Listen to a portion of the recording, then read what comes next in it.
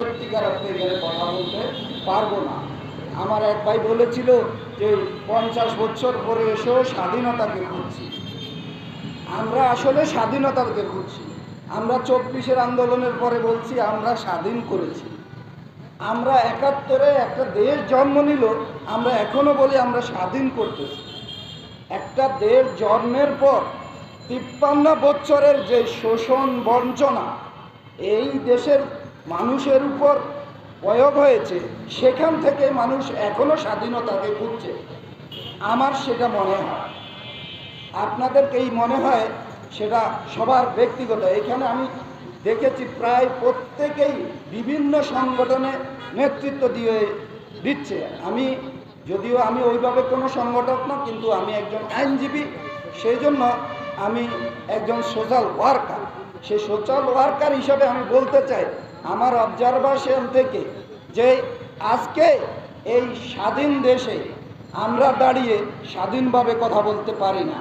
স্বাধীনভাবে কথা বলার জন্য আমাদের যে হিম্মত দরকার সেটাও মনে হয় আমরা হারিয়ে ফেলেছি। কারণ আমরা কথা বলার আগে চিন্তা করি কোথায় তেল মারতে হবে, কোথায় তেল মারতে হবে না, কাকে মাইনাস করে কথা বলতে হবে, কাকে।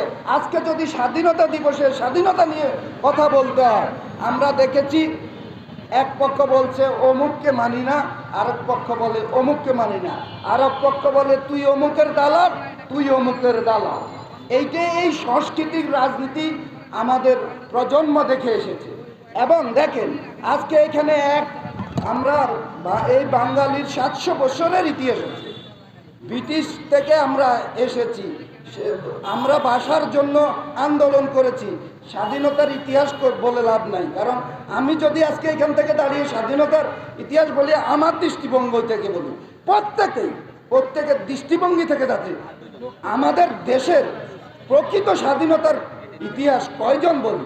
আজকে আমি এখানে দাঁড়িয়ে স্মরণ করতে পারবো না বঙ্গবন্ধু শেখ মুজিবকে, আমি স্মরণ করতে পারবো না মাওলানা ভাসানীকে, আমি স্মরণ করতে পারবো না অমুককে, কারণ আমাদের সীমাবদ্ধতা।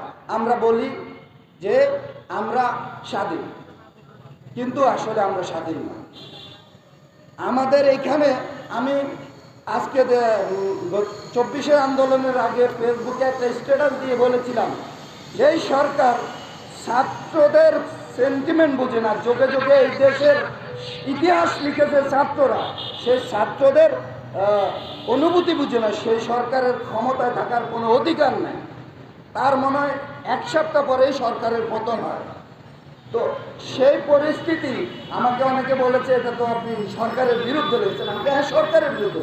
এবং আজকে কোনো কথা বলতে গেলে আজকে এই আমরা দেখেছি মব জাস্টিস, আমরা দেখেছি বিভিন্ন ভাঙচুর, তারপর